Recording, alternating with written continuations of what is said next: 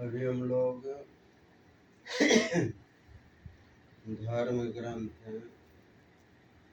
रामचरितमानस से बालकांड से सुन रहे थे। गोस्वामी तुलसीदास जी महाराज कहते हैं, मुद मंगलमय संत समाजू, जो जग जंगम तीर्थ राजू। कहते यह तीर्थ विराज है, तीर्थों का राजा है।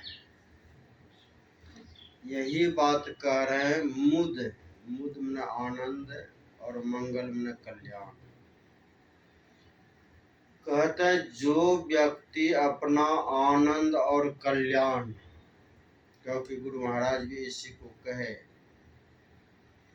जीव उद्धार का द्वार पुकार कहा, घट भीतर ही सत संतों।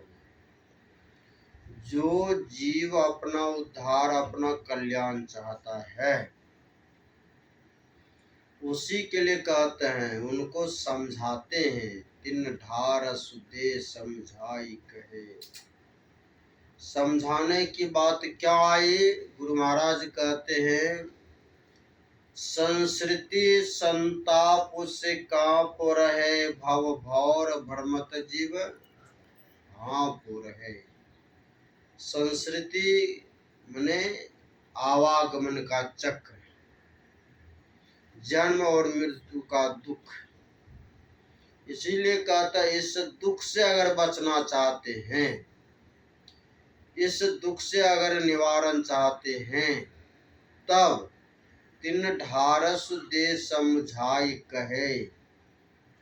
तब कहते हैं, गुरु नाम सुमर सत संतों में। कहते हैं, गुरु का नाम का सुमरन कीजिए। यही बात समझा रहे हैं गोस्वामी तुलसीदास जी महाराज। कह रहे हैं, मुद मंगलमय संत समाजू। अगर आप अपना आनंद और कल्याण अगर चाहते हैं, तब क्या होगा? मुद मंगलमय संत समाज, जो जग जंगम, जो जग, जो मने तो जो व्यक्ति, जग मने संसार, जंगम, जंगम का मतलब होता है चलने वाला, यहाँ से वहां जाने वाला, जंगम। तीर्थ राजू। कहते यह चलता फिरता जो चलने वाला जो तीर्थ है, कहते यह तीर्थों का मन की राजा है, सभी तीर्थों से सर्वश्रेष्ठ है। इसलिए कहते हैं कि अगर इस या कल्याण चाहते हैं, तब आनंद मन से मंगल, लेकिन ऐसे पुरुषों का संग। कैसे पुरुषों का? गुरु महाराज लिखे, मंगल मूर्ति सतगुरु, मिलवै सर्वाधार, मंगलमय मंगल करना बिनवा बारंबार। कहता उसका प्रार्थना करेंगे, उसका आस्तुति करेंगे, उसकी विनती करेंगे। कैसे कहेंगे? क्यों? गुरु महाराज के वाणी में हम लोग आस्तुति में गाते हैं, दुख भंजन फंदन गंजन, लिखते हैं ना, दुख भंजन भव फंदन गंजन, ज्ञान ध्यान निधि जग उपकारी। कहता दुख का भंजन। तो दुख क्या है? आवागमन कामने की चक्र है। तो कहा कि दुख का अगर भंजन करना चाहते हैं, दुख का अगर निवारण करना चाहते हैं, तो यह दुख क्या है? दुख भंजन। भव, भव में यह संसार। कहता फंदन गंजन। कहते अगर यह संसार के दुख का अगर भंजन नहीं कर पाया, यही बात जमराज ने नचिकेता को कहा, अगर ये मानव शरीर पा करके अगर ब्रह्म का अगर दर्शन नहीं हुआ, ब्रह्म स्वरूप को अगर प्राप्त नहीं किया, तब क्या होगा? कहा तब तो बहुत बड़ी भारी हानि होगी। तो हानि क्या है? तो कहा भूतेषु भूतेषु विचित्र देरा प्रत्याद लोकादमृता भवंती। कहता है पुनः जन्म लेते रहिए, पुनः मरते रहिए।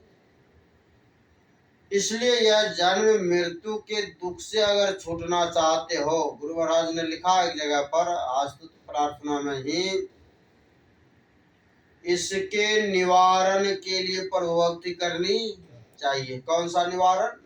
आवागमन सम दुख दूजा है नहीं जग में कोई। कहता जग या संसार में आवागमन के समान की दुख कोई नहीं है। इसलिए यह दुख से अगर निवारण चाहते हो, यह दुख से अगर छूटना चाहते हो, तो क्या करना? कहता प्रभु भक्ति करनी चाहिए। प्रभु परमात्मा का हमने की भक्ति। अब प्रभु परमात्मा की भक्ति करेंगे कैसे? करने की युक्ति में कि संतोष में कि सीखना होगा।